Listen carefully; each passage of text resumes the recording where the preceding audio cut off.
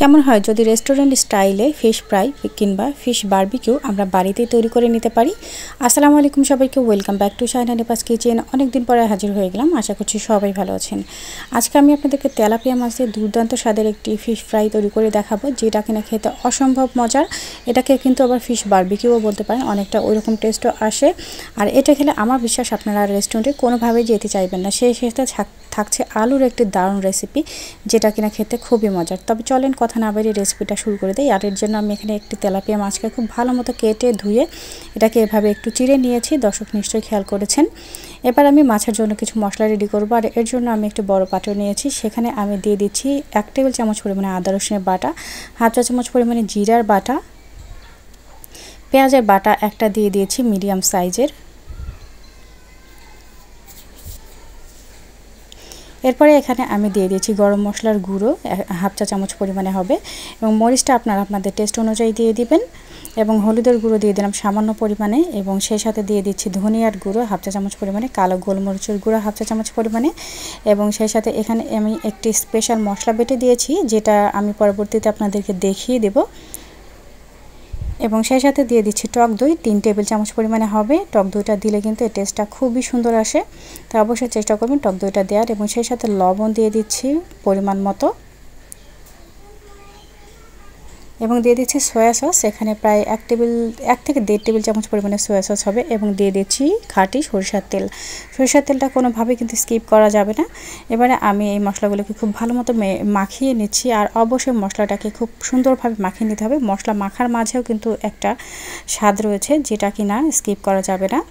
মশলা যখন খুব ভালো মতো মাখানো হয়ে যাবে, এবারে আমি মাছটাকে রেখে দিচ্ছি, এবং মাছটাকে খুব ভালো মতো এই মশলা দিয়ে মাখিয়ে নিচ্ছি। একটু সময় নিয়ে ধৈর্য ধরে কিন্তু মাছটাকে ভালো মতো মাখিয়ে নিতে হবে, যাতে সব জায়গায় মশলাগুলো খুব ভালো মতো লেগে যেতে পারে। আমি এখানে একটি মশলা দিয়েছিলাম, যেটা বলেছিলাম পরবর্তীতে দেখিয়ে দেবো। এখানে আমি সাদা সরিষা নিয়েছি 1 টেবিল চামচ পরিমাণে, এবং জয়ত্রী নিয়েছি অর্ধেকটা। এগুলোকে বেটে আমি ওখানে দিয়ে দিয়েছি, এবং সেই মাছটাকে আমি ম্যারিনেট করছি মিনিমাম 7 থেকে 8 ঘন্টার। অবশ্যই এটাকে ম্যারিনেট করতে হবে, নইলে কিন্তু মাছের প্রপার টেস্টটা পাবেন না। আর এদিকে আমি চুলায় একটি প্যান বসিয়ে তাতে সয়াবিন তেল দিয়ে এখানে কিছু আলু লম্বা করে কেটে রেখেছি। এভাবে দর্শক একটু খেয়াল করলে বুঝতে পারবেন। সেই আলুটাকে আমি দিয়ে ভেজে নিচ্ছি, এবং এখানে পরিমাণ মতো লবণ, সামান্য একটু হলুদ দিয়ে দিচ্ছি।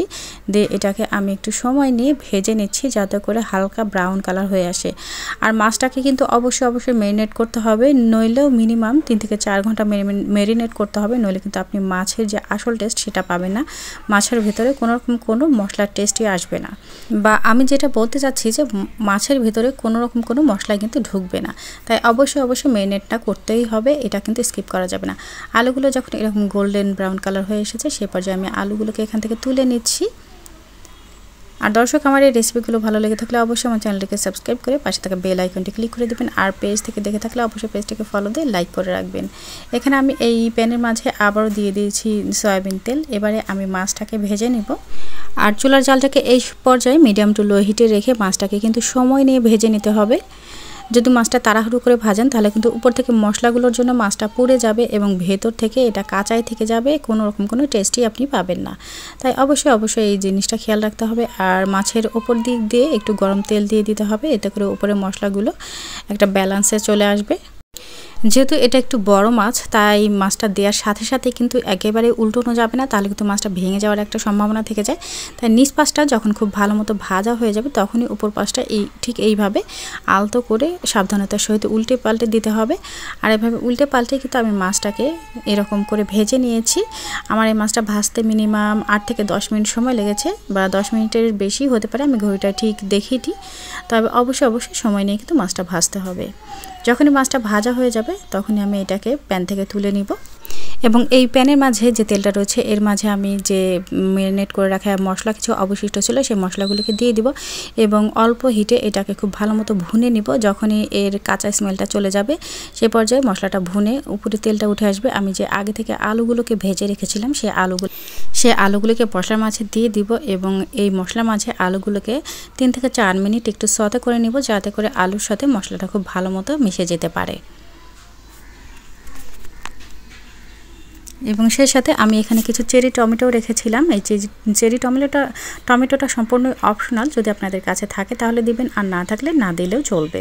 টমেটোটাকেও আমি 2-3 মিনিট একটু এই মশলার সাথে মিশিয়ে নিচ্ছি যাতে করে টেস্টটা ভালো আসে।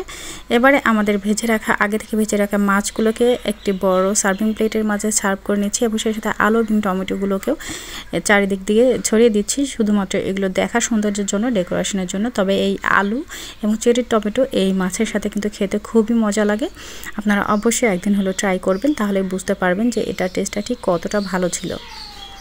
এবং উপর দিয়ে আমি কিছুটা মশলা কিন্তু মাছের উপর দিয়ে দিলাম এবং টমেটোগুলোকে চারিদিক দিয়ে একটু সাজিয়ে দিচ্ছি। আর এই তো আমাদের ফিশ বারবিকিউ কিংবা ফিশ ফ্রাইও বলতে পারেন তৈরি হয়ে গেল। এটা কিন্তু খেতে খুবই মজার হয়। এটা একবার যদি বাড়িতে তৈরি করে খান, এই রেসিপিটা ফলো করে, তাহলে আমার বিশ্বাস এরপরে আপনারা আর কখনোই রেস্টুরেন্টে যেতে চাইবেন না। আর এর সাথে কিন্তু আমি মেয়োনিজ সার্ভ করেছি। মেয়োনিজ দিয়ে কিন্তু এটা খেতে খুব মজা, আর মেয়োনিজের সাথে কিন্তু আমি এখানে দইও দিয়েছিলাম। তবে দর্শক, আশা রাখছি আমার এই রেসিপিটি ভালো লেগেছে। ভালো লাগলে অবশ্যই ট্রাই করতে ভুলবেন না, আর সেই সাথে আমার এই রেসিপিটিতে লাইক, কমেন্ট এবং ফলো দিতে ভুলবেন না। সেই সাথে শেয়ার করতে কিন্তু অবশ্যই ভুলবেন না। আজ তবে এই পর্যন্তই। আল্লাহ হাফেজ।